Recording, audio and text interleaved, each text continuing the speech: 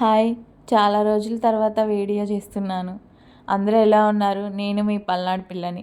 మా పిన్ని నా కోసం రొయ్యలు తీసుకొని వచ్చింది. రొయ్యల కూర ఎలా చేయాలో చూద్దాము. ఒక టమాటా, ఒక ఆనియన్, 2 పచ్చిమిర్చి కట్ చేసుకోవాలి.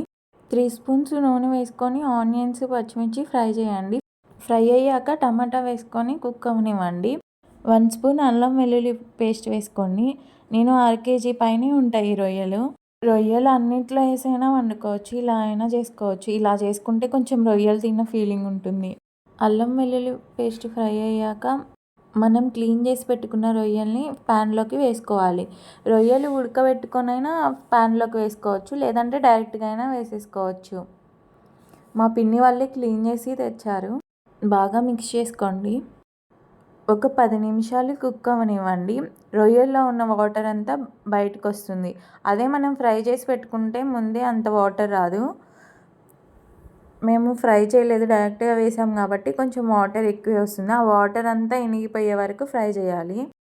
చూడండి, వాటర్ చాలా వచ్చింది. ఆ వాటర్ ఇనిగిపోయేంత వరకు ఫ్రై చేసుకోవాలి.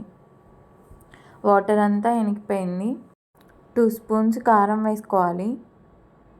టేస్ట్కి సరిపోయేంత సాల్ట్ వేసుకోండి. బాగా మిక్స్ చేసుకోవాలి. చాలా సింపుల్గా చేసుకోవచ్చు. వంట రాని వాళ్ళు కూడా ఈజీగా చేయొచ్చు. ఒక 10 మినిట్స్ కుక్ అవ్వనివ్వండి. మీకు ఏమైనా అడుగంటుతున్నట్లు అలా అనిపిస్తే ఒక టీ గ్లాస్ వాటర్ పోసుకోండి. ఎక్కువ పోయమాకండి. వాటర్ పోస్తే టేస్ట్ పోతుంది. 10 మినిట్స్ కుక్ అయిన తర్వాత ధనియా పౌడర్ వేసుకోవాలి, 1 స్పూను.